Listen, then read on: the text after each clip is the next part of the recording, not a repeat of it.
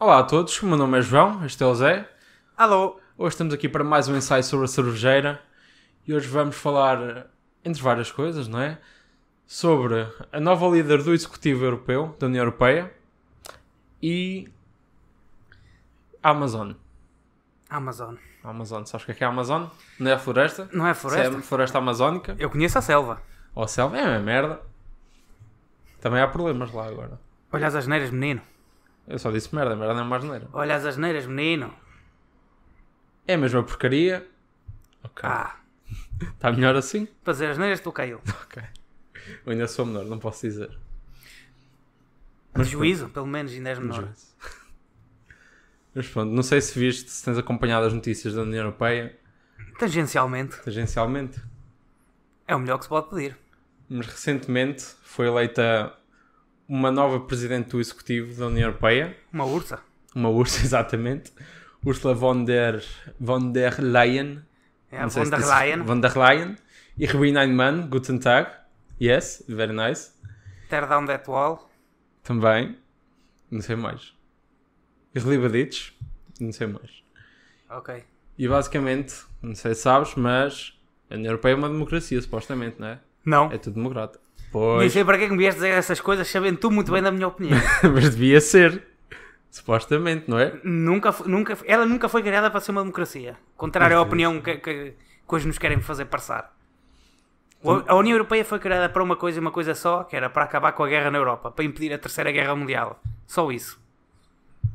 Aliás, a União Europeia inicialmente foi desenvolvida em termos técnicos como um mercado, certo? Como um mercado sem fronteiras. Uma zona livre de tarifas e de impostos. Mas ainda antes disso, que a maior parte das pessoas pensa que isto da União Europeia caiu do céu, desenvolveu-se a CEE, depois foi o próximo passo lógico da União Europeia, assim vindo não sei de onde, talvez. Isto foi como quando Moisés falou com o arbusto, veio o maná dos céus e que iluminou os grandes entendidos da Europa e decidiram desenvolver a União Europeia. A União Europeia já era pensada nos anos 50 e 60. Aliás, a União Europeia teve o seu precursor, de certa forma, que foi o precursor de duas instituições que nós temos hoje, que é a Liga das Nações, que na altura era uma liga praticamente só com países europeus, de pouca duração, que depois acabou por se converter no que hoje conhecemos como sendo as Nações Unidas, mas o sentimento da Liga das Nações como um dissuasor da guerra na Europa nunca deixou de existir. Não é? Por isso, a União Europeia, esta ideia que as pessoas têm de que a União Europeia é alguma forma de instituição democrática e foi desenvolvida como tal, nunca foi um dos objetivos. É parcialmente democrática porque os países europeus são parcialmente democráticos. Uns mais que outros, mas pronto, têm todas inclinações democráticas. Ou deviam ter. Quando não têm, é por defeito. Não, digo eu que não é por desenho, mas quem sabe. Por isso não, a União Europeia não é nem nunca foi desenvolvida com a intuição de ser um sistema democrático. Tanto que a CE não era, porque a CE era meramente um mercado económico. Não é por isso? Era um mercado interfronteiras económico. E de comércio e de transações. Vá, podes continuar, menino. Então pronto, basicamente é isso. Nota-se que não é uma democracia porque a nova presidente do Executivo foi votada atrás das portas. Basicamente ela nunca esteve num boletim, nunca teve um manifesto e de alguma maneira tornou-se a presidente. A primeira pergunta que eu faço é: se ela tivesse um manifesto, fazia diferença? Provavelmente não. Alguém sabe o manifesto de algum dos outros? Fora aqueles, fora aqueles que são mais tipo, que estão dentro ou que são comentadores políticos na televisão, ou que por alguma razão, se calhar, não sei, um pouco masoquista, gostam por interesse pessoal de seguir a política europeia, não é? Eu não estou a falar daqueles comentadores palermas que aparecem a falar nos noticiários, porque esses não dizem nada de novo, isso não estou a ensinar ninguém. Estão a repetir aquilo que as pessoas já sabem, só com uma linguagem mais eloquente, que é isso que as pessoas gostam de ouvir. Para parecer bonito. Sei lá se é para parecer bonito. Às vezes parece mais feio, mas pronto. Alguns deles são bem feios, mas eu agora não vou estar aqui a enunciar nomes. Não quero que me acusem de ser... Na hora começamos, sei lá, esses istas que andam por aí. Sei lá, para tribunal. Um fatphobic, um uglyphobic, se calhar sou um uglyphobic eu. Mas olhem que eu também não sou lá muito bonito, por isso eu posso chamar feio aos outros. Ou se calhar só posso chamar feio àqueles que são mais bonitos do que eu ou tão feios como eu. Tem que ser aulas de chuva. Tem que ser, tem que medir ali o nível. Pronto, não interessa. Só podes mandar bitados para cima, para baixo não. Fica feio. Então, mas os bitites normalmente caem para baixo, nunca vão para cima. Só se eles prendessem um balão. É que eles subiam. Um balão com hélio. Não interessa. Agora. O manifesto. Seja de qualquer líder que tu não conheces. A maior parte das pessoas não conhecem. E eles sabem muito bem disso. A maior parte das pessoas não vão ver. Se as pessoas nem sequer vê os manifestos dos partidos, dos seus próprios países, que eles estão diretos, cujos nomes são na sua própria língua, cujas caras eles conhecem e veem tipo, diariamente, pelo menos semanalmente nas televisões, como é que se pode estar à espera que se vai conhecer manifestos de líderes europeus que eu o nome acabei de ouvir há 2 semanas atrás? Ouvi ontem. Parece que é quase um episódio de Game of Thrones. Já sei o último episódio de Game of Thrones, vou já ver. Ai, já nomearam um novo candidato da União Europeia do partido da Merkel. Eu vou já ler o manifesto. Obviamente que nada disto acontece. E eles sabem muito bem que nada disto acontece. São burros. Quer dizer, se calhar alguns são, mas nem todos são. No meio daquela burrice toda, há de lá haver 3 ou 4 macacos maquiavélicos que sabem o que é que estão a fazer. E quem diz 3 ou 4 diz 7 ou 8, ou 9 ou 10, ou 100 ou 200, não sei, não interessa o número. O que interessa é que eles andam lá. Eles andem aí. Eles andem aí. Depois, mesmo que ela tivesse um manifesto, mesmo que tu soubeste qual era o manifesto, que diferença é que faz? Ela vai ser Presidente da Comissão Europeia. Certo? Eu não sou o maior entendido nos trâmites da União Europeia. Eu também, se fosse, não estava aqui neste podcast que ninguém vê, nem ninguém ouve. Vê, não vê, mas que ninguém ouve a mandar bitites. Sei lá, era um homem distinto e de requinte que andava por aí de fato e gravata a mandar bitites a um público bem mais áureo do que tu. Até parece. Não é? Até parece? Fogo. Mesmo que tu soubesses qual era o manifesto dela, as pessoas, muitas pessoas com que eu falo, por alguma razão que eu não compreendo, não percebo qual é, não sei de onde é que. Quer dizer, eu até compreendo, porque elas veem como é que funciona o nosso Parlamento e pensam que na União Europeia, sobre o qual elas nada sabem, eu também pouco sei, a maior parte sabe ainda menos do que eu, uma pequena minoria há de saber mais, e esses é que são os perigosos, porque sabem como é que aquilo funciona, não dizem nada aos outros. Agora não estou para eles. O Parlamento Europeu, os deputados europeus, não fazem leis. Eles são representantes legislativos, supostamente, é o que nós pensamos, mas eles não fazem leis. Tu, constantemente, ouves um projeto de lei do Bloco de Esquerda, o projeto de lei do CDS, o projeto de lei do PCP. Claro que a maior parte das vezes estes projetos de lei, se não forem de acordo com o partido dominante, não passam, mas pelo menos são feitos e são debatidos. Há um pequeno problema. Na União Europeia, os deputados não fazem projetos de lei. Os partidos europeus não têm esse poder de fazer um projeto de lei. Claro que indiretamente um certo deputado pode fazer um projeto de lei, pode escrevê-lo, como acontece cá, porque a maior parte dos projetos de lei são escritos por escritórios de advogados. Pode fazê-lo, dá-o à Comissão, e a Comissão, depois, a Comissão Europeia, o Presidente da Comissão Europeia, o Presidente do Parlamento, não sei, por acaso eu não sei muito bem quais é que são os poderes do Presidente do Parlamento, mas presumo que não sejam muito mais do que o Parlamento em si. O Presidente da Comissão Europeia, ou a Comissão Europeia em si, apresenta esse projeto de lei para debate e eventual votação por parte dos deputados. Ou seja, os deputados têm poder de vetar leis, como cá, por exemplo, tem o nosso Primeiro-Ministro, o nosso Presidente da República, quero a dizer. Ou seja que, embora os deputados possam levar temas a debate da sua escolha, certo?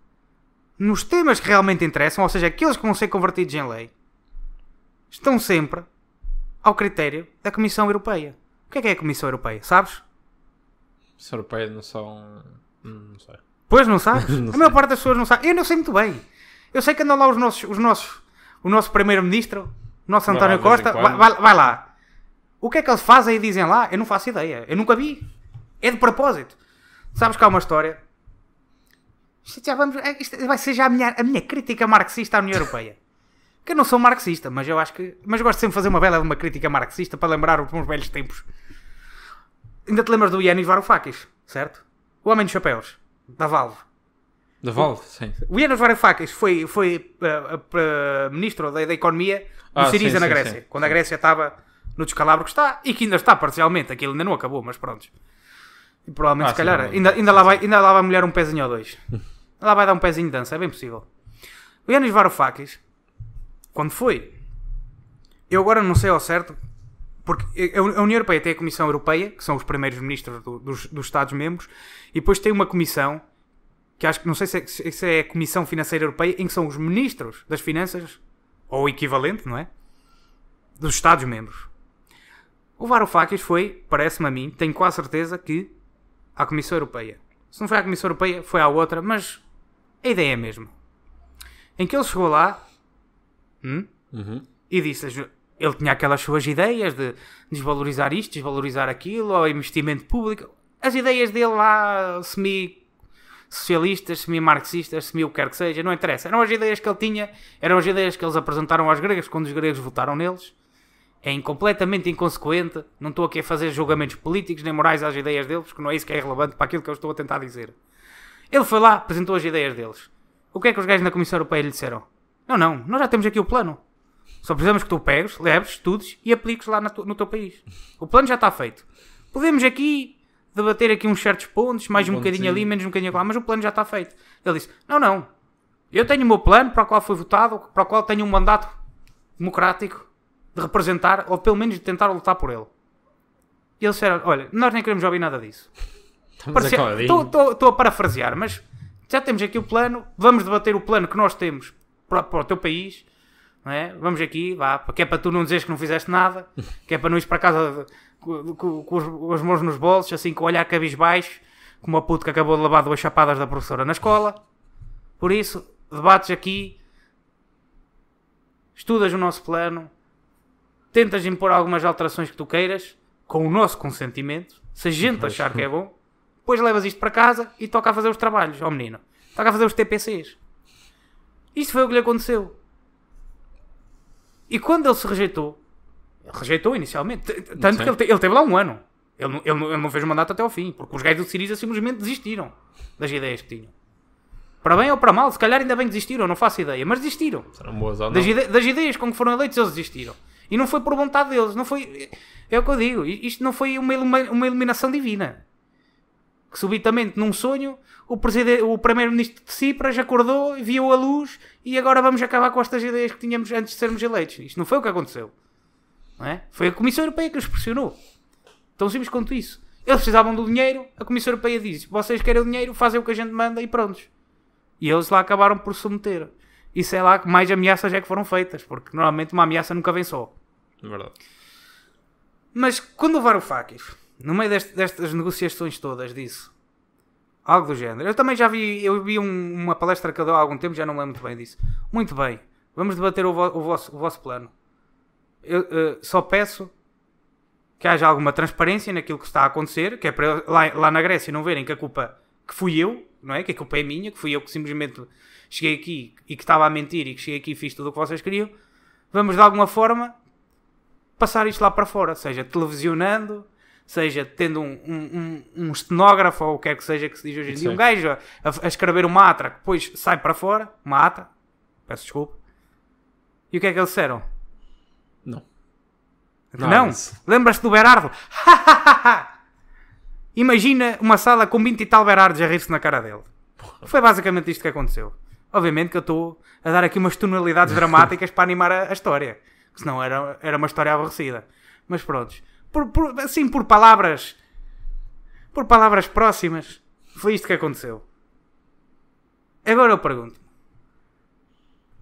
O nosso Parlamento é televisionado. O Parlamento deles também. O Parlamento Europeu também é. Uhum. A única diferença é que o nosso Parlamento faz leis, debate leis. As leis são debatidas, quer por quem as faz, quer por quem as vota. Na altura, antes da lei ser aprovada, passada para toda a gente sabe o que é que acontece. Não é? Tu tens comissões, as comissões de inquérito passam todas cá para fora. Tu tens uma comissão para averiguar algum estudo de alguma coisa, para fazer alguma lei, algum projeto, passa tudo cá para fora. Na União Europeia o que é que tu vês? Nada. Palavreado? Não, vês. Palavreado insignificante. Vês uns tweets também de vez em quando. Palavreado. Não, mas o Twitter é um antro de propaganda. É isso que o Twitter é. O Twitter... O que é o Twitter se não basicamente um placar de propaganda? Para todos os lados. Sim. É isso que o Twitter é. Por isso, não venhas cá com tweets.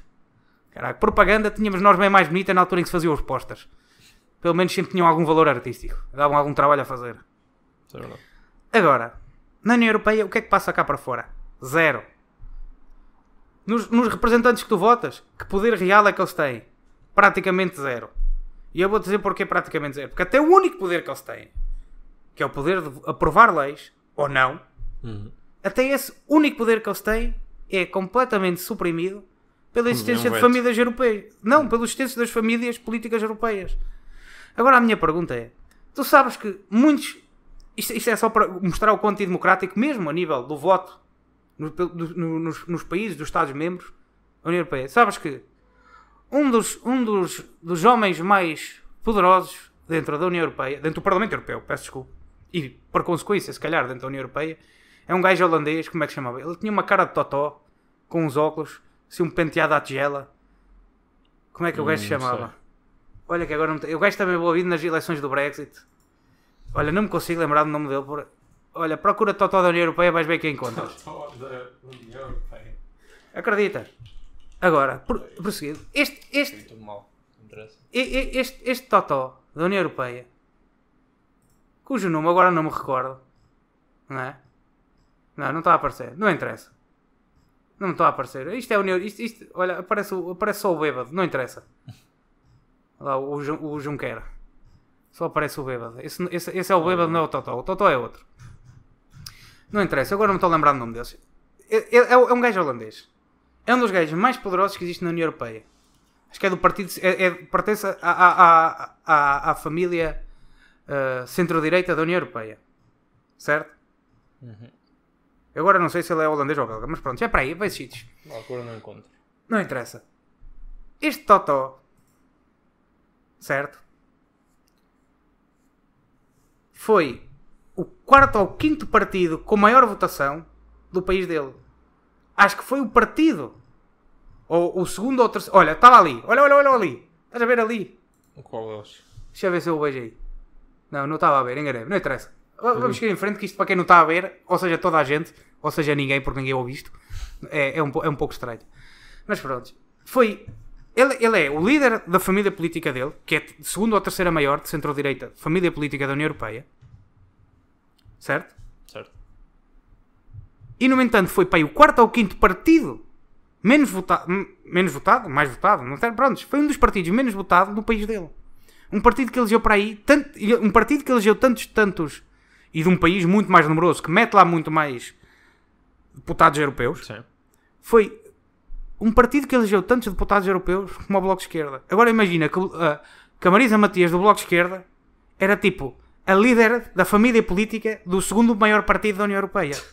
Isto democraticamente faz algum sentido? Não. Tu tens um gajo que mesmo dentro do país dele mal é eleito, não é? Que tem tipo 9-10% dos votos e que no entanto é um dos homens mais fortes, mais influentes, mais poderosos da União Europeia. Pelo menos do Parlamento Europeu. Aqui começa a ver como uma democracia na União Europeia é uma ilusão. Depois há outra coisa. Eu sempre disse que a União Europeia é o fim da democracia na Europa. Sempre disse. As democracias têm por tendência a ruir sobre o seu próprio peso. É inevitável. Sempre foi assim ao longo da história. Desde Atenas a Roma, a maior parte das democracias que existiram na Europa com a Segunda Guerra Mundial, muitas delas foram abaixo. Basta ver, a França já vai na Quinta República. Bem. As democracias têm por tendência ruir. Irem abaixo, desmoronar. É mesmo assim. As poucas democracias que se aguentam, que se têm aguentado bastante bem, ainda têm sido talvez a inglesa e as derivadas. E mesmo assim, eu não sei se não há democracias inglesas ou derivadas da Inglaterra a começar a ir por água abaixo. Não vou dar nomes, não interessa. Cada um faça o julgamento que quiser. Muitos de vocês devem estar a dizer, se forem mais de esquerda, a dizer América, Estados Unidos. Outros estarão a dizer Canadá. Fica ao critério. Não interessa. As democracias tendem a ir abaixo. Por isso, eu acho que a União Europeia, isto sou a ser fatalístico, a ser hegeliano e dialeticamente fatalístico, a União Europeia vai ser o fim da democracia na Europa. É inevitável, na minha opinião. Eu não estou a dizer que é bom, não estou a dizer que é mau, só estou a dizer que na minha opinião é o que vai ser. A não ser que aconteça alguma coisa trágica, é para aí que as coisas rumam. Depois, eu sempre ouvi gente a dizer, eu sou federalista. Tu és um eurocético, um palerma que não percebe nada disto. Estás a falar da boca para fora. O que é verdade. Simplesmente os outros fazem o mesmo. E vestem-se com este manto de intelectualismo de eu sou uma pessoa moderna da Europa, sou um europeu moderno. Não se vê que eu sou esperto, claro que não. Estou burro como os outros. Mas as pessoas que me vêm dizer que são federalistas e por isso apoiam a União Europeia, a minha pergunta é, tu conheces alguma federação? Conheces? Há uma que é óbvia. Os Estados Unidos da América. Também. Ou até a Alemanha. A Alemanha é uma federação. Mas pronto, vamos ver o caso que toda a gente conhece. Toda a gente está constantemente a passar nos nossos noticiários para o bem e para o mal. Os Estados Unidos da América. Os Estados Unidos da América são uma federação. A União Soviética também era uma federação. Uma é democrática, a outra não era. Por isso, ser federalista e ser democrático não é a mesma coisa. É que não tem nada a ver uma coisa com a outra. Um gajo que é federalista é simplesmente um gajo que acha que certos Estados independentes devem unir, não é? E formar um grupo para ficarem mais fortes. Quer se concorde com isto, quer se concorde com não. Federalismo, pelo menos no seu sentido mais básico, não é? No seu sentido raiz, é isto. Agora, comparemos a União Europeia, que está mais próxima, na minha opinião, da União Soviética. Não pelas suas tendências comunistas, mas em termos do funcionamento burocrático. Eu não estou a falar de... Há muita gente que anda por aí sempre... meu Deus, a União Europeia é a consequência, ou é o seguimento, ou é o epílogo da União Soviética, eles são todos comunistas. Na União Europeia eles não são nada todos comunistas. Nem vale a pena estar a dizer que a União Europeia que é um projeto comunista, que é um projeto... Não é nada. É um projeto federalista antidemocrático. Não é antidemocrático, mas... ademocrático. Não é anti. Eles não são antidemocracia. Eles simplesmente não são democráticos. São ademocráticos. Comparemos então a União Europeia com os Estados Unidos da América. Na União Europeia, tu tens um presidente da Comissão. Quem é que votou nele? Foste tu? Eu não. Eu também não fui. Temos esta aqui, como já vimos, apareceu de paraquedas. Porque a Merkel tentou não conseguiu. Depois tentou-se juntar ao amigo do António Costa, lá o Zimmermans, ou como é que o gajo chamava? Era Zimmermans, ou assim? Timmermans. Tentou-se juntar a esse. Esse também não passou. Depois lá meteu esta, a ver se esta passava. E lá esta, com umas maroscas e umas manobras, não é? Passou por 5 votos. Passou por 5 votos ali. Sabe-se lá que subornos e que promessas é que houve. Depois, lá está, não se sabe. Isto é tudo feito à socapa, por isso mesmo. O principal problema da União Europeia é que eu nem vou estar a dizer que ela não é democrática. Eu simplesmente não sei se aquilo é democrático ou não. Se tem sequer um vestígio de democracia, eu não sei, porque eu não sei como é que as coisas acontecem. A mim simplesmente aparece-me. Fui eleita a nova, eleita por quem? Eu não sei, como, quando, não faço ideia. Por isso, simplesmente veio-me anunciar que foi eleito. Isto ainda é pior que a votação no Papa.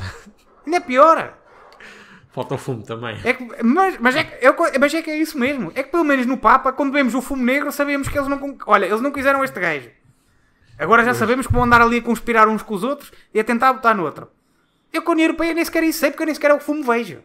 Eles simplesmente dizem-me, esta foi eleita. Prontos, podem seguir com as vossas vidas. Foi o que aconteceu. Voltando à nossa comparação. Estados Unidos, na Comissão Europeia, a Presidente da Comissão é eleita como já se sabe.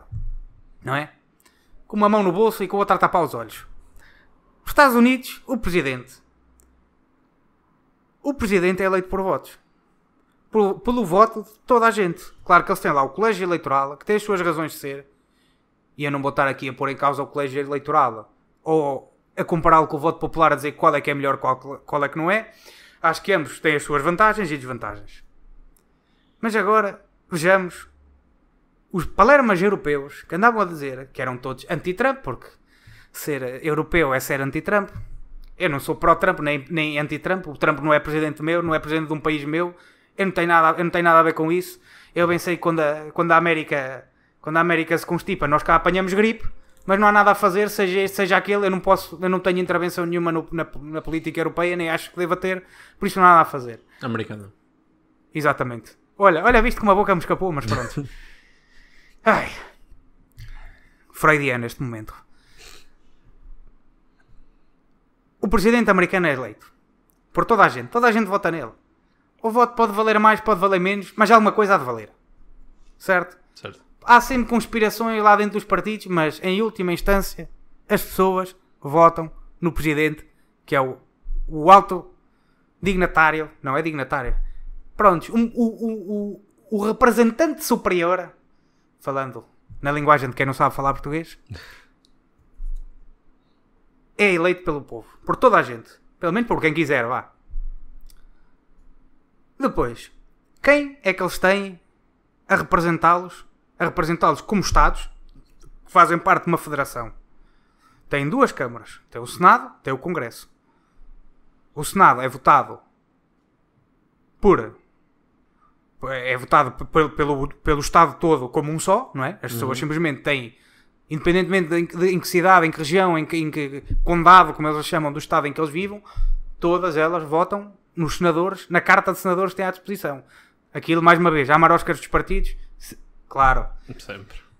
É um sistema bipartidário e isso tem muitos problemas, óbvio. Mas não interessa. As pessoas votam. O sistema bipartidário não está codificado na lei. É assim que as coisas funcionam.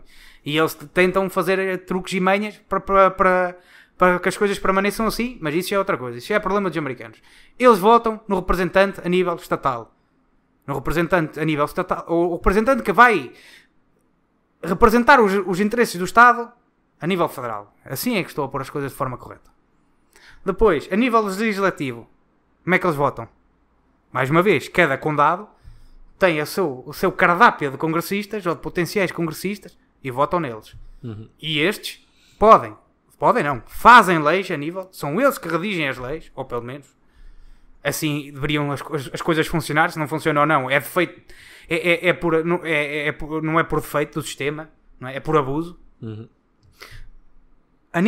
Ou seja, que a nível legislativo, a nível executivo e o intermédio, que é o Senado, todos são eleitos pelos cidadãos dos diferentes estados.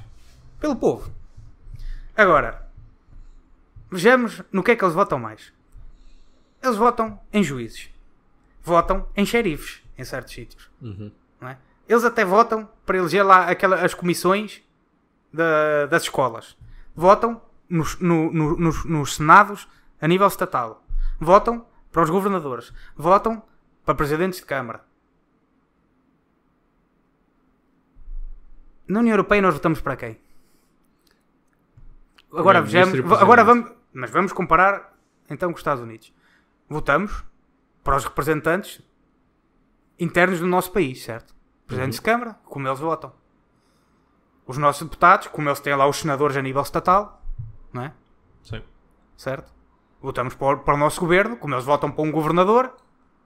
Claro que isto é uma comparação um bocado injusta, porque os poderes de uns e de outros são diferentes, mas a cada nível eles votam para os seus representantes. Depois chegamos ao nível federal. Em que é que a gente na União Europeia vota? Exatamente no equivalente deles a um congressista, que são os nossos deputados europeus. A única diferença é que os congressistas deles fazem leis. Os congressistas deles fazem leis, como até é esperado, pelo menos que no primeiro mandato tenham conseguido passar pelo Congresso, ou seja, que seja aprovada por votação do Congresso e do Senado, uma lei da sua autoria, ou da sua coautoria, não vai ser um gajo sozinho também que vai escrever uma lei inteira. Não é? Também não estou a dizer que tenha que ser. Pode ser, mas não estou a dizer que tenha que ser. Isto é esperado. Nós votamos para deputados europeus, que é o equivalente a congressistas. O que é que eles fazem? Votam nas leis que a Comissão Europeia lhes dá. O que é a Comissão Europeia? Talvez o equivalente ao Senado americano, mais parecido. Não é? Que não é bem, porque são representantes eleitos nos países, não interessa. E depois, no presidente da Comissão Europeia, quem é que votou nisso? Votaste tu, votei eu, não votei. Os americanos votam no presidente deles. Os americanos votam no presidente deles. Por isso, quando as pessoas me vêm dizer, eu sou federalista, tudo bem, eu digo sempre, a União Europeia é um sistema, pelo menos é democrático, e vai ser a morte da democracia na Europa. As pessoas dizem, eu sou federalista, não acho nada disso. E a minha pergunta, depois de todo este palavreado de Palerma, é o quê? Mas o que é que ser federalista tem a ver com democracia? O que é que ser federalista tem a ver com democracia? Tu podes ser federalista à vontade. Eu nunca te acusei de não ser federalista. Eu só acusei a União Europeia, ou nunca acusei a União Europeia de não ser federalista. Eu acusei a União Europeia de ser a morte da nossa democracia, ou pelo menos a sua supressão. A morte por completo nunca vai ser. Simplesmente a democracia na Europa, com o andar dos cavalos, vai tornar-se num sistema que é só para inglês ver, não é? Que agora já não vêm que eles querem se ir embora. Pois. Sorte a deles. Sorte a deles porque podem, porque nós, cá, se quiséssemos isso, não conseguíamos. Por isso, é o que eu digo. Fazem porque podem. Faz quem pode. Não é? A União Europeia e as pessoas podem ser federalistas à vontade, mas dizerem-me que são federalistas, não me estão a dizer que são democráticas, que são a favor da democracia, que são contra a democracia. A mim não me estão a dizer nada. Porque podemos ser uma federação como a União Soviética era. Em que se alguém levanta a bola, aparecem os tanques russos a marchar pela avenida abaixo. Não é? Isso também é uma federação. Era uma federação de Estados soviéticos, mas não era uma democracia. Por isso, a União Europeia é que se federaliza à vontade, que queira, se quiser. E agora vou prosseguir da seguinte forma, um pouco mais, ainda mais fatalista do que estou a ser, se calhar, um bocadinho. Não é? É porque ainda não bebi o suficiente. Se já tivesse bebido mais um bocado estava mais alegre. Ou não. Há bêbados chorões. Eu por acaso não sou, até sou um bêbado alegre, mas também não estou bêbado. E quem disser o contrário não são calúnias e sem qualquer fundamento. Mete-se em tribunal. Em tribunal não digo, mas chamo-lhe uns nomes feios. Quando eles não tiverem a ouvir. Nas costas. Exatamente, nas costas é sempre melhor. Não é o que dizem? Pelas costas? Não sei. Dizem por aí. Se é verdade ou não, isso. Acho que é uma apreciação é uma apreciação subjetiva.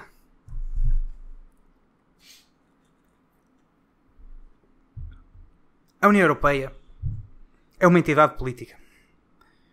E como qualquer entidade política, é uma entidade de poder. Porque não há nenhuma entidade política que o seja sem poder.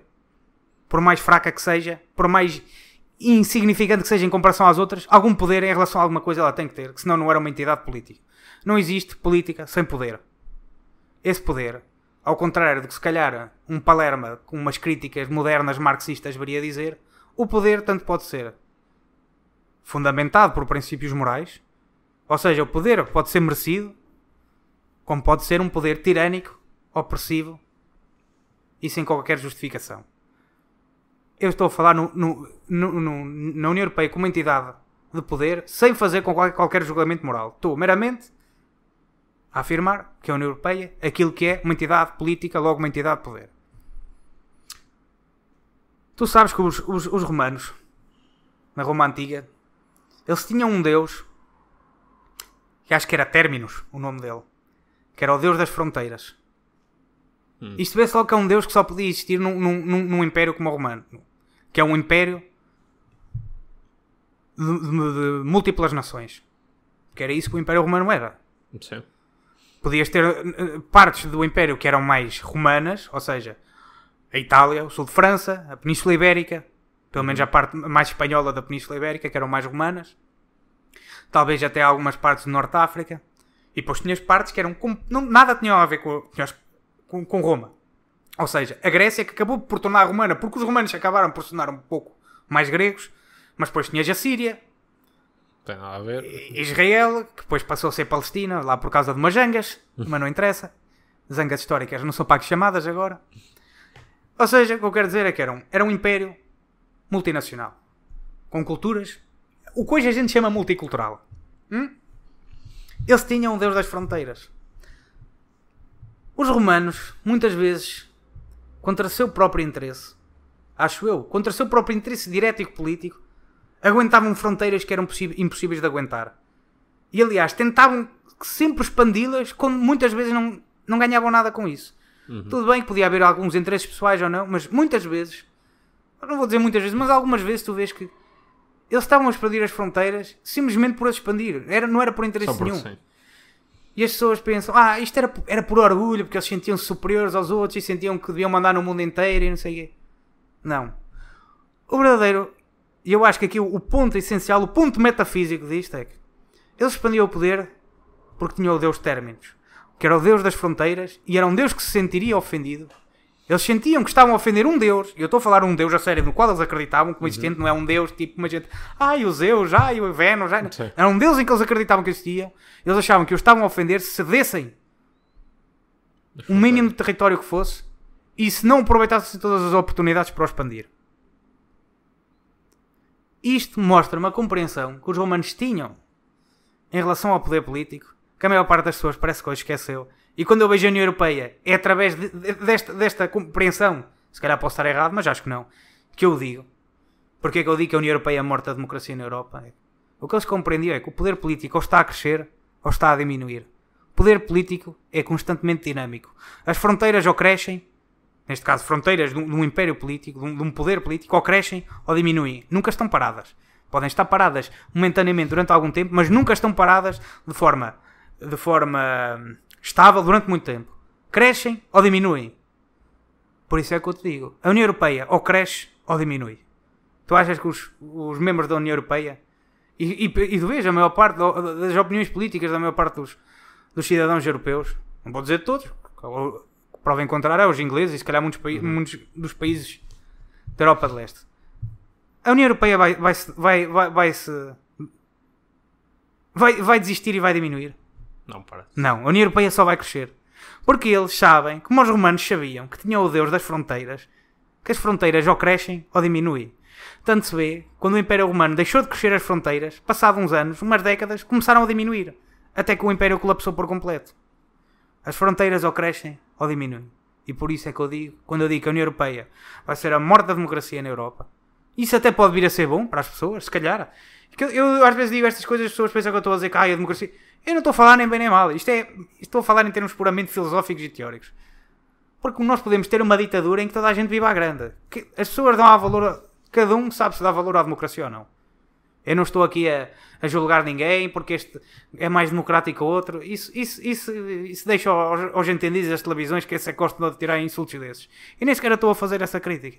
Eu estou a falar é que quer tu queiras, quer não queiras, democracia na Europa vai acabar. Pode vir a ser bom, dependendo da tua opinião. Pode vir a ser mau, dependendo da opinião daquele, do outro, daquele que está ali, que não está, porque não está aqui ninguém, estamos só cá nós os dois, mas não interessa, vamos imaginar que está ali um gajo e que ele está a assinar com a cabeça a dizer que sim, está a dizer que sim, que ele anda, eu estou a ouvir a dizer um Salazar em cada esquina, o que é preciso é voltar ao Estado Novo, eu estou a ouvir um gajo aqui a dizer isso, está-me aqui a dizer ao ouvido, a segregar, mas não quero que eu diga que é o nome dele, que é para ninguém saber. Se manter anónimo. Quer-se manter anónimo. A União Europeia vai acabar com a democracia na Europa porque o poder político é dinâmico e ou cresce ou diminui. E eu não estou a ver ninguém na União Europeia a querer que o poder político deles diminua. Voltando ao totó holandês, ou belga, já não me lembro ao certo. Se calhar era belga. Eu acho que ele era belga. Agora, uma correção, ele era belga porque ele é da zona de Flandres. Voltando a esse totó, uma das coisas que ele mais gosta de fazer, sempre que está na União Europeia a pregar, é começar a refilar com os países, com os governos dos países, com os cidadãos dos países.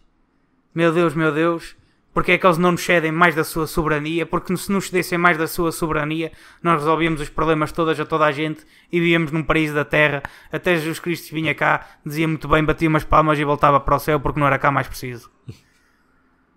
A União Europeia nunca vai ceder terreno. Nunca vai ofender o Deus da fronteira. Vai tentar agradá-lo para sempre e vai tentar crescer até onde puder. E depois o resto é história. Chegamos agora à segunda parte. Como eu tinha dito no início, vamos falar sobre a Amazon. Não a selva, a floresta, o que quiser chamar. Selva, é merda. Mas a Amazon é a empresa americana que vende uma data de coisas. Americana, como quem diz. Como quem diz, já não é americana. Sei lá, que é uma empresa do mundo inteiro. Uma multinacional, o que interessa. Empresa global. Há uns dias, quer dizer, não, foi ontem, acho eu. Sim, foi o Prime Day. Sabes o que é o Prime Day? Nope. Eu não uso Amazon, não faço compras online. Acho que já deu para perceber que eu sou um velho do Restelo que não... Pois, tem que ser a fazer as tuas compras online. Quando é para Estás a ver como é? O Prime Day, basicamente, é um dia em que as... Eu, meu menino, ainda vou comprar livros à loja. Mas a Amazon também já não tem só livros. Eu sei que não, só estou a dizer. Eu vou comprar livros à loja. Sim. E não é o supermercado, é a loja dos livros. E não é a Bertrand, é a loja. É a loja que houver? Só a Bertrand é a Bertrand. Mas tens outra. Estás a Agora é fazer outra publicidade à pequena- Bertrand, cara, que eles não te pagaram. Eu corto. Também ninguém vai ouvir isto, mas mesmo Mete um assim. bip. Ou a outra, não sei o quê, que não vou dizer. Quando pagarem, mandem um e-mail, está aí. Mas pronto, o Prime Day é um dia em que os clientes são Prime, ou seja, os clientes que pagam um X por ano, ou por mês, já nem sei. E só por aí já tem tanta coisa para falar, mas pronto. Prossegue. Pagam um X por ano, tens uma data de regalias, não sei o quê, pronto, não interessa. Um cliente VIP. És um cliente VIP, não pagas shipping, não sei o quê, portos, fretes. Shipping? Portos, fretes. Ah, pronto. É Falamos portos ou português. fretes? Portos ou fretes, é o que tu quiseres. Agora, fala-me em português. Não está em português, não sai em português, acho eu sequer. Isso também não me interessa. Tu não és um pronto. site estrangeiro, és um gajo português, por isso fala em português. Não paga dos portos e neste dia tens tipo umas promoções especiais. Só que, como sabe, é uma empresa do comércio, não é? Por isso não há aquelas promoções especiais. No dia anterior os preços estavam Sim, eu já fui ao Pingo Doce. 10% mais. Exato, Pingo Eu já Doce, fui ao Continentes, alegadamente, como é óbvio. Eu sei como é que isso funciona. Ao Pingo Pessoalmente Doce, ao ali o Continente. Mais uma grupo vez, do publicidade. Mas isso Continente. como é uma opinião negativa, eles ainda vão tentar é processar alguém. Não vão porque ninguém ouve isto, é a Não, nossa porque sorte. eu disse alegadamente, por isso tu sabes. Pronto. Tu és o meu advogado então. Legalmente estamos sabes. Acho eu. Não, Ouvi porque eu não dizer. disse alegadamente. Mas eu disse, alguém interessa, está cá. A verdade seja dita, a única coisa que eu disse foi: eu já ouvi falar no Pingo Doce e no Continente. Eu não disse mais nada. Pois. Cada um que extrapola a opinião que quiser, a interpretação que mais lhe aprover. Pois é. Bom. Eles não sabem. Eles não ouviram. Mas pronto. Já sabes o que é o Prime Day, não é? É a promoçãozinha Sim, que é um dia de promoções. pode não haver Ok. promoção porque os preços são Exato. aumentados. Principalmente os outros. É a manhã Os do descontos que costume. não são Prime. Pronto. Basicamente o que aconteceu foi que os funcionários dos Fulfillment Centers não são centros de distribuição, são os Fulfillment Pronto, Centers. os funcionários dos armazéns, caralho. Sim. Não é para aqui com este Mas eles não palavreado chamam estrangeiro. armazéns, eles chamam os Fulfillment Centers, porque é para te sentir realizado quando recebes as coisas. Tá bem, mas eu sou português e em português chama-se isso um armazém. Portanto, são os armazéns deles, entraram em greve. Porquê? Porque basicamente eles o que têm que fazer é... Eles têm não tablet, têm tipo uma espécie de um scanner. Exato. Sabem uma encomenda, pronto, tem que fazer esta encomenda. Imagina, uma pessoa pediu, olha, uma pena e uma caneta. E um dildo. E um dildo, pronto. Só que, por exemplo, tens a pena, está no corredor 1, que fica aqui numa ponta. E o dildo está a 1 km de distância, basicamente. Exato. E a pessoa tem que fazer esse quilómetro, por exemplo, em 3 minutos. Tem que chegar lá, fazer scan as duas coisas e depois cá ainda tem que voltar para trás para ir buscar outra coisa. Basicamente o que essas pessoas fazem é andam uns 30 km por dia, e não estou a exagerar, Acredito. têm que cumprir as cotas, ou seja, Certo. e têm que fazer isto tudo num... Como é que é em português? Não strict, é um... Como é que é em português? Uma sequência. Sim, uma sequência, mas por exemplo, tem um determinado tempo para cumprir esta sequência. Se não cumprirem, Exatamente. são repreendidos, basicamente, Prendidos, despedidos, penalizados, o que quer que exatamente, são seja. penalizados e acabam por ser despedidos. E não têm tempo para ir às casas de banho, têm que aguentar até ao fim. O melhor é nem sequer ires. E se fores, ainda podem mandar vir contigo, a dizer, então, porque é que não aguentaste? Tinhas aqui esta encomenda para acabar, não sei o quê. Normalmente isto é tudo por causa porque as pessoas querem o next day, ou seja, querem próximo receber dia. as coisas no próximo dia. Ai, Lá está escrito next day shipping. tá bem, mas Se eu fui eu não, buscar- eu não estou Sim, lá, eu mas estou aqui. eles querem as coisas no próximo dia e muitas vezes são coisas que não são precisas. Mas é aquela coisa da pessoa querer, não, eu quero já agora. Mas as pessoas Não sei querem quê. já porque lhes é oferecida a possibilidade de quererem já. Sim, também, A sim. culpa não é das pessoas, Sim, a culpa é da empresa. Amazon. Não, peço, Alegadamente. peço desculpa, a culpa é das pessoas. É toda a gente. A culpa é de toda a gente. Que é que Quer dizer, Amazon não, são a, as culpa, pessoas. a culpa é nossa. Eu não gosto de dizer toda a gente que se a culpa é toda a gente, então a culpa não é de ninguém. Pronto, mas a culpa é nossa. Ou pelo menos da maioria das pessoas. Se calhar, de vez em quando, quer eu, quer tu, fazemos parte dessas pessoas também. Não é? Sim. Um gajo quer um motete qualquer, para quem não sabe o que é um motete. Isto é um palavreado que é usado na terra do meu pai. Um motete é aquilo que as vossas mães, tias ou avós normalmente feito de porcelana ou de barro, têm espalhado pelas cómodas, assim, em desfile de procissão. Isso é um motete. Motetezinho. Ou seja, uma coisa inútil que serve só para decoração. O que é que eu tenho a dizer sobre isto? Mais uma vez voltamos. Não caímos. É que caímos mesmo. Mas regressamos. Retornamos. De regresso, de volta. Às minhas tendências pós-modernistas. E eu quero já fazer um adendo que é... Quando eu falo nas minhas tendências pós-modernistas, não quero que ninguém fique a pensar que eu sou algum pós-modernista do género à la francesa. Eu quando falo no mundo pós-moderno, eu não o falo com alegria nenhuma. Infelizmente o mundo pós-moderno é uma realidade que eu vejo cada vez mais próxima. O mundo em que nós vivemos e que se pode... É o exemplo clássico este da Amazon, mas já há outro que eu daqui a um bocado vou mencionar. Sim, a Amazon nem é pior. Não, mas a Amazon, em relação a isto, as pessoas têm que compreender que a Amazon não está de forma alguma estruturada, talvez já esteve, mas agora não está estruturada para ter trabalhadores humanos. A Amazon está-se a estruturar para ser um dia destes uma empresa, pelo menos em termos de trabalho braçal, o trabalho manual. Sim. Trabalho feito por pessoas. Ou pega nesta caixa aqui e vai levar lá colar. Está feita para ser realizada completamente, inteiramente, de forma automatizada. Seja robôs, seja drones, chame-se o que se quiser. Pois até as entregas querem fazer com drones agora. Pois claro que querem. Porque isto é a nossa tendência. O nosso mundo para aí vai. Eu para falar nisto, sempre que via aquelas notícias daqueles gajos da Uber e dos taxistas a protestar com eles, foi das coisas mais trágicas que eu alguma vez vi num noticiário. Porque eu estava a pensar, eu estava a ver e eu... Dois grupos de gajos, provavelmente mal pagos, quase a guerrearem. O que era quase uma guerra, a partirem carros, a abanarem carros, a pararem estradas, para um trabalho que daqui a 10 anos vai ser substituído completamente por carros conduzidos automaticamente.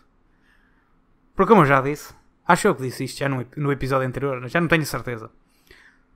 A Uber não está feita, a plataforma nunca foi feita para ter condutores humanos. Os condutores humanos são simplesmente um mero meio caminho, não é? É um mero meio caminho, enquanto não há carros que se conduzam automaticamente, não é?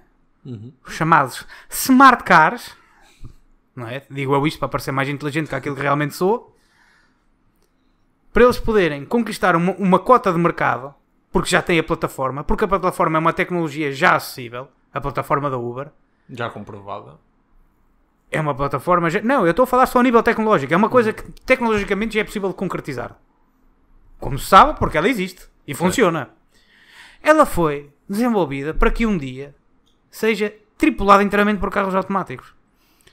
Nunca foi feita a pensar... Quando os gajos a desenvolveram, nunca foi feita a pensar vamos ter aqui pessoas a trabalhar nisto e não sei... Não.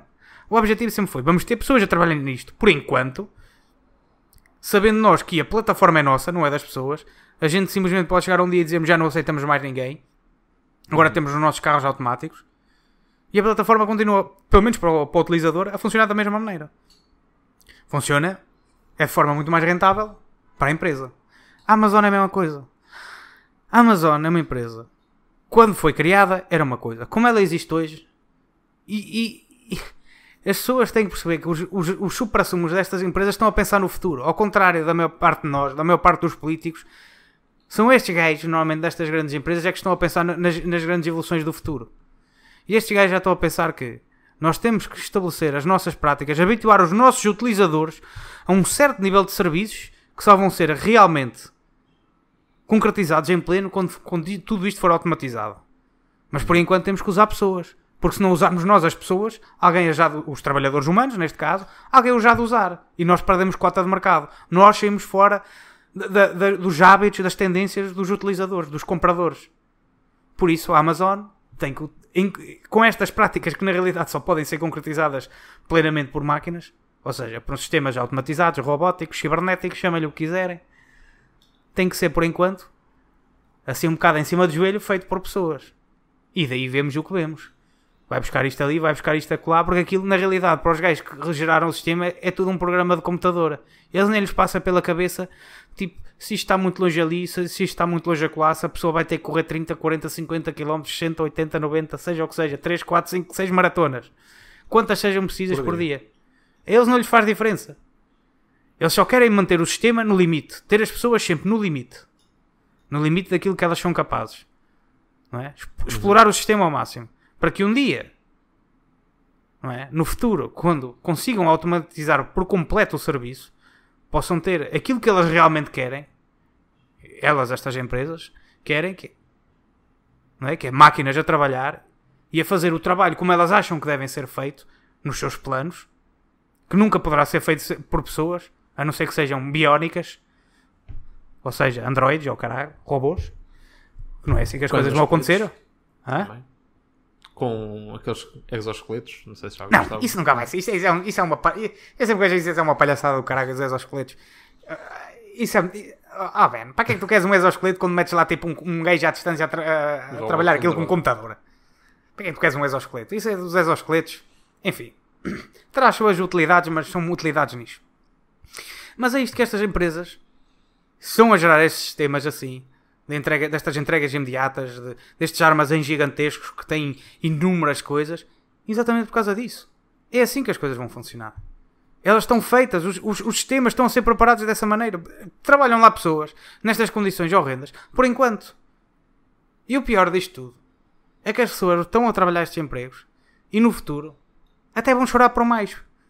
Porque quando os empregos começarem a ser substituídos por máquinas, as pessoas vão descer a um tal nível de indignidade, simplesmente porque não há mais nada, que outra alternativa tem. Não é? E por isso é que eu digo que tenho tendências pós-modernistas. As minhas tendências pós-modernistas regressam diretamente à fonte, a Nietzsche, mais uma vez, para parecer inteligente, que é mandar aqui estes nomes pesados, para parecer um homem culto, um homem lido, se é que isso é uma palavra, mas acho que é. Um homem de leituras, vá. Em que a dignidade humana morreu quando morreu Deus, na minha opinião. E as pessoas muitas vezes leem Nietzsche, ou ninguém lê Nietzsche, leem citações. Eu sou dos poucos idiotas que ainda vai lendo uns livros de vez em quando lhe aparecem à frente de Nietzsche, não é? Percebo metade e se calhar já é mais metade que a maioria.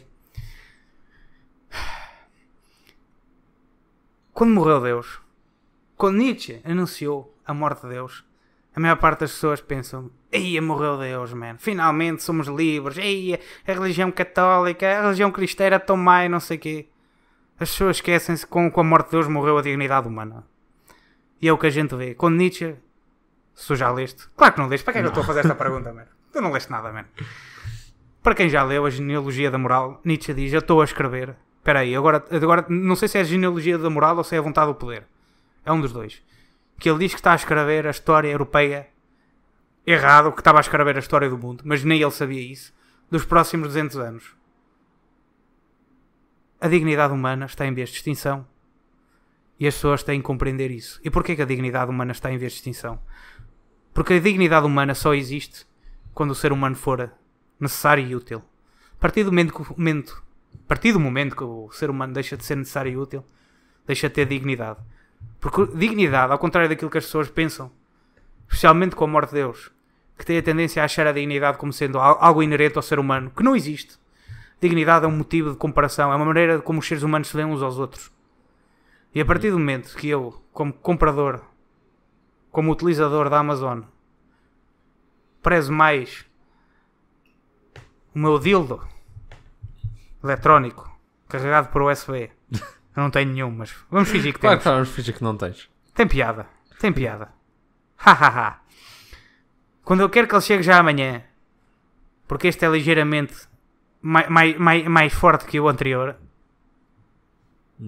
e quero que ele chegue já amanhã porque não posso passar sem ele, porque, meu Deus, quero de mim ser o meu dildo eletrónico com 3 ou 4 velocidades customizáveis, carregado por USB.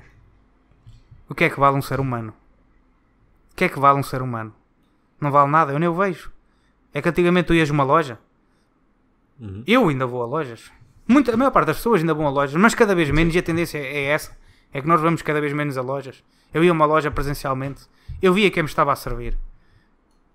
Ele podia ser mau, podia ser bom, podia ser antipático, podia ser simpático, mas independentemente do muito bom ou muito horrível que esse trabalhador fosse, havia sempre um certo nível de empatia. E logo, consequentemente, eu era sempre obrigado, contra a minha vontade ou com a minha vontade, a conceder-lhe um certo nível de dignidade humana. O que é um... Onde é que está a dignidade de um trabalhador quando eu faço todas as minhas compras através de 2 ou 3 cliques pelo meu computador? Não está lá. Não está lá. Eu não a vejo. Quem é que é? Eu não sei quem é que é. Eu não vejo ninguém. Eu não sei se foram precisos 3 gajos, 4 gajos, 5 gajos para me trazerem aquilo que eu pedi, aquilo que eu comprei. Eu não faço ideia. Eu simplesmente vi uns números, vi umas fotografias de umas coisas, meti para o cesto, carreguei a comprar, meti o cartão de crédito, ou o PayPal, ou lá o que é que seja, ou o MBNet. Não interessa. Não sei, eu não uso Amazon. Dá para ver. O que quer que seja, e lá vêm as coisas a caminho da minha casa. A maior parte das vezes, especialmente hoje em dia, eu nem sequer vejo o carteiro que me vem trazer. Quanto mais o funcionário da fábrica. Quanto mais o funcionário do armazém. Quanto mais o trabalhador da contabilidade. Eu não faço ideia quem são esses gajos. Eu nem sei se eles existem. Na realidade, para mim, eles nem existem. É como se não existissem. É a mesma coisa. Se eu não os vejo, eles não existem. Um gajo podemos vir para aqui. Muita gente vem para aqui com este nível de solidariedade. Não, os trabalhadores de todo mundo. Os trabalhadores de todo mundo o quê? Eu não sei onde é que eles estão. Eu não os vejo. Nós podemos ter estas ideias teóricas de que sentimos empatia com estes ou com aqueles trabalhadores, e quando vemos este género de notícias, realmente coitados e não sei o quê, e depois o que é que a gente faz? Que pessoa é que viu isto e não foi no dia seguinte, se era esse o seu desejo, a Amazon comprar o que quer que fosse? Já agora deixa ver o que é que está em promoção. Exatamente. Isto até é publicidade para a Amazon, este género de notícias. Porquê? Mete-lhes um nome na cabeça. O que é que são os trabalhadores? Nada. Agora a Amazon não sei o que é. Tenho o site registado no meu browser. Não sei se sabes. Se for preciso, até tenho histórico. Eu até tenho conta Prime, caralho. Mais vale dar-lhe uso, não é? Uma vez que me custou dinheiro. Por isso. Este é aquele género de notícias que deixam-me um bocado... Não me deixam nada porque eu sou pessimista por natureza, e o pessimismo a mim nunca me deixa triste. Para mim é o normal. O fatalismo para mim é mais um dia nesta terra. Mas o que a mim me desgosta é ver as pessoas que se indignam com este género de notícias. Como eu me indigno. E mesmo assim, o que é que fazem? Eu já não compro na Amazon, compro no outro site, qualquer que seja, tu lá sabes, eu não sei porque eu não uso estes sites, que faz a mesma coisa, mas como não apareceu na notícia, eu não me sinto tão mal. E passado uma semana já esqueceram que leram a notícia e voltam à Amazon outra vez. É inconsequente. Estas notícias são inconsequentes e estes trabalhadores não têm alternativa nenhuma. E não têm alternativa precisamente porque daqui a 10, 20, 15, 20 é maior 15, 30, 40, seja quantos anos sejam, vão ser substituídos. Não por outros trabalhadores. É que eu até tenho saudades dos velhos tempos em que os trabalhos eram exportados para a China e para a Indonésia e para o Vietnã. Esquece.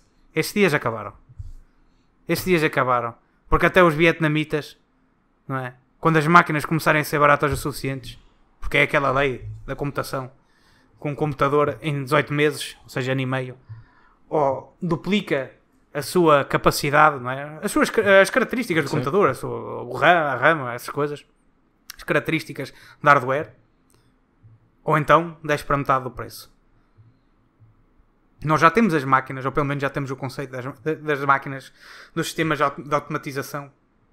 Se calhar ainda não são baratos o suficiente, por enquanto ainda me vale mais a pena ter um trabalhador humano a trabalhar. Mas esses dias aproximam-se do fim. Já não falta muito para as máquinas tomarem posse de tudo. Não é as máquinas tomarem posse. As pessoas continuam... De certa maneira é. Porque a partir do momento que nós deixamos de tomar ação no mundo, é quase a mesma coisa que não existirmos no mundo. Existir só por existir, ainda que a existência seja a primeira medida do ser humano, não poderá certamente ser a única. Não vejo a grande alternativa. Estes protestos são completamente irrelevantes. São protestos momentâneos, são protestos efêmeros de um momento. Eles podem pedir, não sei, emocionar os corações do mundo, conseguir alguma coisa em troca, mas é só por enquanto. Daqui a uns, mais uma vez eu digo, 15, 20, 30 anos, é completamente irrelevante porque eles foram tornados obsoletos. E o que é obsoleto não vale nada. Nem sequer a dignidade. Para além do mais...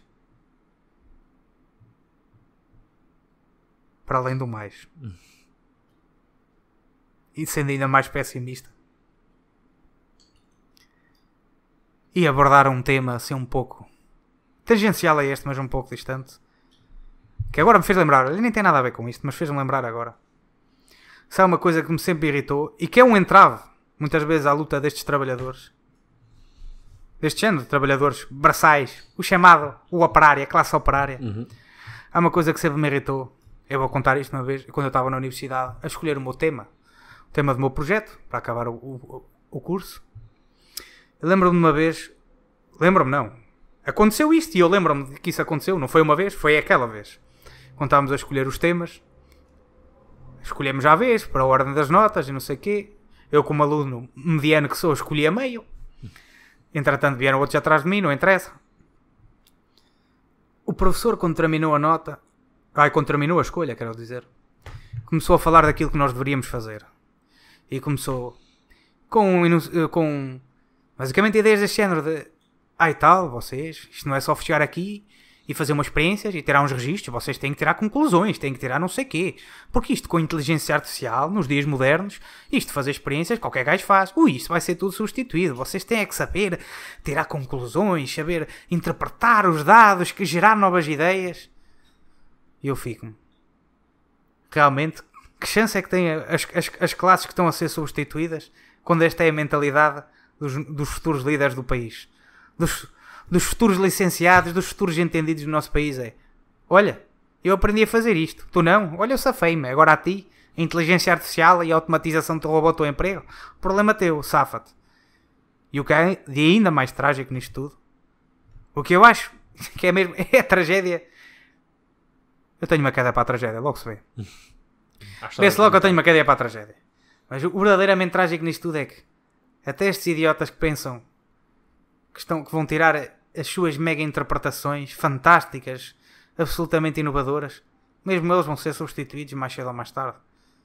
A inteligência artificial é reduzida hoje, vai ser mais expansiva amanhã e sabe-se lá o que é que será no futuro. Hoje em dia já conseguem pegar uma fotografia e fazer um filme com aquilo, basicamente. Exatamente.